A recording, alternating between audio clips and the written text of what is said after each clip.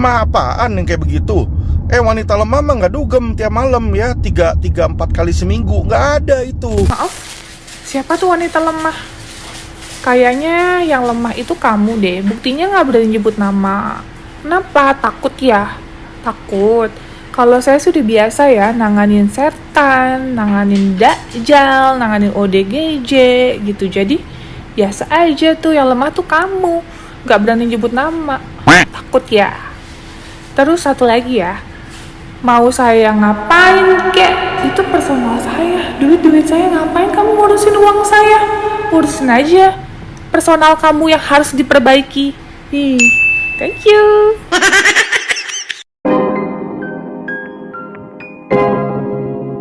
Halo guys, baik lagi di UK Kevin Official. Nah, kita lanjut lagi dalam kasusnya Agus, guys. Nah, ini ada berita apa sih di awal tahun ini ya, di tanggal-tanggal muda ya, masih tanggal sekarang gitu ya. Masih muda banget, Januari ya. Nah, ini ada berita dari R. Nilau, siapkan 50 lawyer. Wow, bukannya dia lawyer ya. Kok dia siapkan 50 lawyer? Nah, kita lihat beritanya seperti apa guys. Dia mau ngoceh apa nih si R. Nilau ya, yang dulu sempat memfitnah Tenovi. Bikin gue geram banget tuh waktu awal-awal dia fitnah Tenovi ya. Kita lihat beritanya guys. Dari beberapa yang saya sampaikan kemarin, saya akan persiapkan bukti-buktinya, termasuk saksi-saksinya ya. Dari mulai tentang narkoboy, dari mulai tentang mobil Alphard, dan hari ini korbannya sudah membuat surat kuasa kepada salah satu lawyer nasional juga, dan mungkin lusa akan di press conference yang memiliki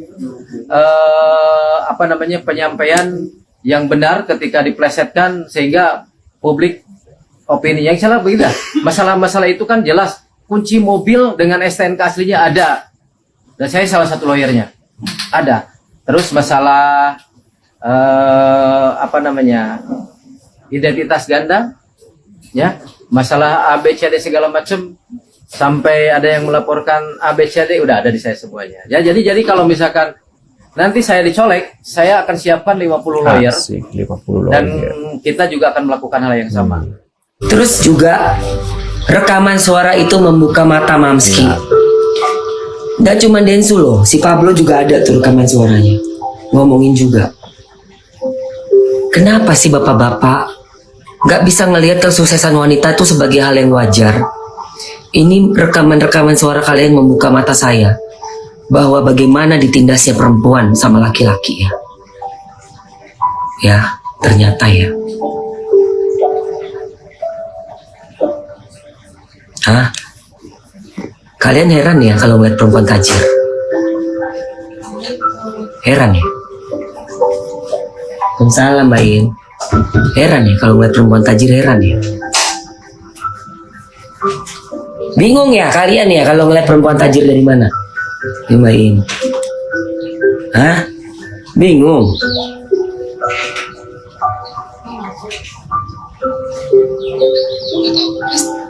Rekaman suaranya nih loh. Bingung gua tuh.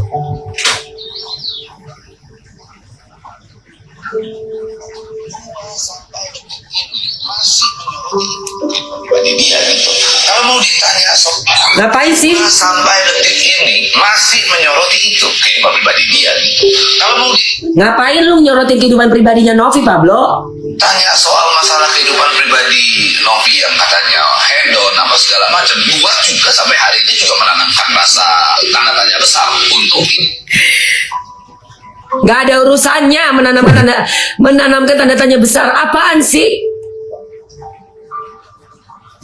Gua sampai ada yang ngomong, laki mempertanyakan gua bagaimana punya villa di Bali, bagaimana punya rumah di Pondok Indah ada 2 unit, ada lagi 1 unit di apartemen. Sampai ada yang gua keplak palanya.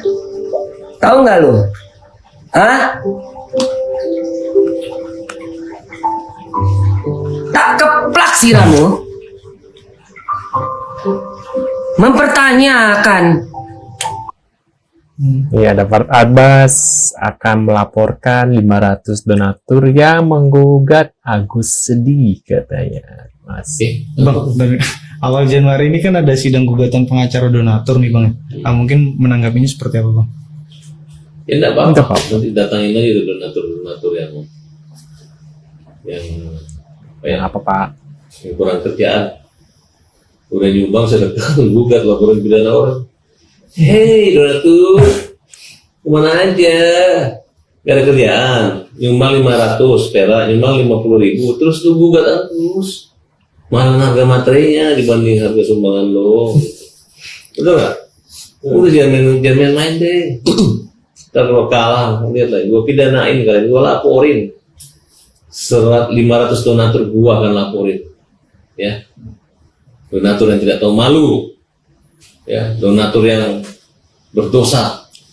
Saya doain kalian donatur yang hanya nyumbang 100.000 kemudian menggugat Agus melapor. Saya doain masuk penjara kalian, ya. Dan akan saya pamerkan semua nama-nama donatur yang nyumbang gugat Agus. Saya pamerin nanti foto-foto. Maka mereka nggak datang, mereka malu. Mau uang tapi nggak datang, dikasih uang nggak mau, akhirnya gugat. Jadi ngerjain pemerintah doang gitu. Pengadilan. Tapi Mas, terkait dengan yang 200 itu seperti apa sih? Apa itu Pablo yang nawarin? Mau nggak gue bilangin? Mereka dengar gue kan dari ini, gue mau geser 200 juta. Istilahnya. Coba bayangkan, seorang Denny Sumargo yang membuka donasi pertama di podcastnya dan mendapatkan angka fantastis. Dia bertanggung jawab terhadap apa yang telah didonasikan melalui podcastnya dia. Sehingga dia mencoba, kan dalam rekaman itu saya dengar dia mencoba berkali-kali memediasi dalam hal ini namun gagal. Lalu memberikan masukan-masukan yang terbaik untuk Novi, dan untuk menyudahi daripada konflik ini. Itu saya mengapresiasi dan saya luar biasa menganggap bahwa begitu bertanggung jawabnya dan begitu luar biasanya Denny Sumargo. Buat Novi, saran saya, kan saya tahu tuh ada yang menggugat ke pengadilan mewakili daripada donatur yang keberatan terhadap uang donasi disalahgunakan. Udah, buat saya kembalikan aja itu ke donatur. Balikin aja udah ke donatur. Semuanya, balikin aja kalau perlu ke donatur. Lalu mereka berkumpul, mereka bertemu, karena masing-masing pihak, ada pihaknya Agus, Novi hadir bersama kuasanya, pihak Bang Denny pun juga hadir, donatur juga hadir diwakili oleh kuasanya atau donaturnya pun juga hadir. Membuat Novi segera saja kembalikan itu uang itu kepada donatur, oke?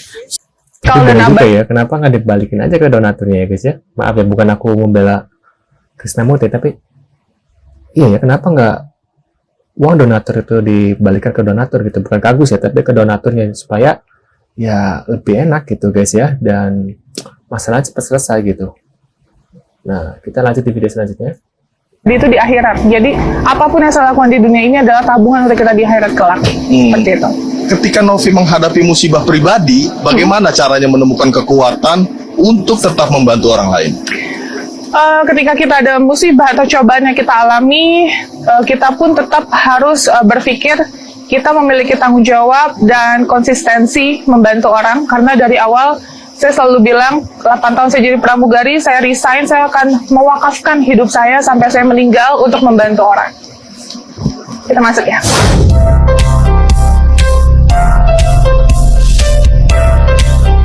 Novi, apa sih pelajaran hidup terbesar yang Novi dapatkan dari orang-orang yang pernah kau bantu itu? Pelajaran hidup terbesar, poinnya adalah ketika kita membantu seseorang, belum tentu kita diapresiasi baik juga, tapi apapun itu, kita lakukan yang terbaik tanpa harus melihat status sosial orang tersebut. Lalu bagaimana cara Novi hubungan dengan ODGJ atau korban yang sering kamu bantu yang tersulit gitu? Itu sih, apa ya, kalau ODGJ lebih ke adaptasi aja ya, adaptasi kita, dan kita harus menyeimbangkan, mengikuti alur ODGJ tersebut. Kayak dia lagi di jalan, ya kita harus menyamakan seperti dia. Jadi yang terlantar atau yang punya keluarga, kita semua bantu. Siapa yang menjadi inspirasi dalam hidup Novi ini? Yang menjadi inspirasi dalam hidup kamu? Yang menjadi inspirasi dalam hidup saya adalah almarhumah mama saya, karena mama saya dari sedini mungkin itu mengajarkan saya tentang kebaikan. Tapi dulu mungkin lebih ke penjual maaf ya agak berisik karena kita lagi di yayasan.